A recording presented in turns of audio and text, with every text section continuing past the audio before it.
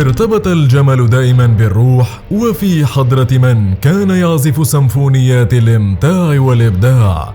أيقنت أن الجمال يرتبط أيضا بالسحر الذي تنثره الأقدام. إنه زرقاء اليمامة تشافي هرنانديز. أسطورة التيكي تاكا ليست خرافة، بل عالم حقيقي مليء بالأحداث الغريبة التي قضت على الكثير وحطمت أماني الأبطال وحيرت أعتى المدربين.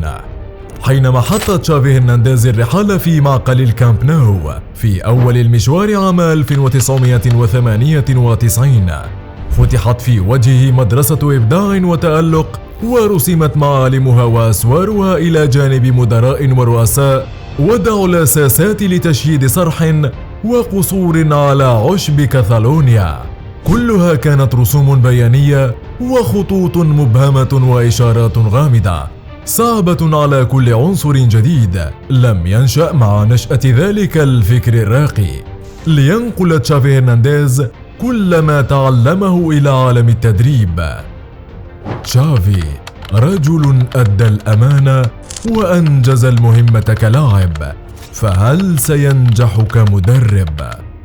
بعد سنوات من تلقي برشلونة كماً هائلاً من الأهداف في مبارياته الأوروبية والمحلية، تشير الأرقام الآن إلى أن العملاق الكتالوني لم يستقبل إلا 7 أهداف في 20 مباراة بالدوري المحلي، واستطاع تشافي إخراج البارسا من عنق الزجاجة بتفكير كبير في تغيير التشكيلة والعمل والانضباط. ويتفوق برشلونة على أقرب ملاحقيه دفاعيا ريال مدريد وأتلتيكو مدريد وفياريال بفارق 10 أهداف، بعد سنوات كان الفريق يخرج فيها سنويا بفضيحة أوروبية. منهجية العودة. تشافي يعيد بناء الدفاع بعناصر جديدة. نجح نادي برشلونة الذي لا يزال يعاني من أزمات مالية طاحنة أن يظفر بالدنماركي أندرياس لاعب تشيلسي السابق بعد انتهاء عقده مع البلوز. ووقعت إدارة برشلونة برئاسة خوان لابورتا في صيف 2022 عقدا ل4 سنوات مع أندرياس بشكل مجاني، علما بأن العقد به شرط جزائي يبلغ 500 مليون يورو. ونجح أندرياس في فرض اسمه كأحد الأفراد الرئيسيين في الكتيبة الدفاعية للمدرب تشافي هرنانديز مع الفرنسي جوليس كوندي وجوردي ألبا والأوروغواياني رونالد أراخو. أندرياس الذي حرص عليه تشافي قد مرر 100 تمريرة صحيحة خلال مواجهة إشبيليا من أصل 105 بنسبة نجاح مذهلة بلغت 95%.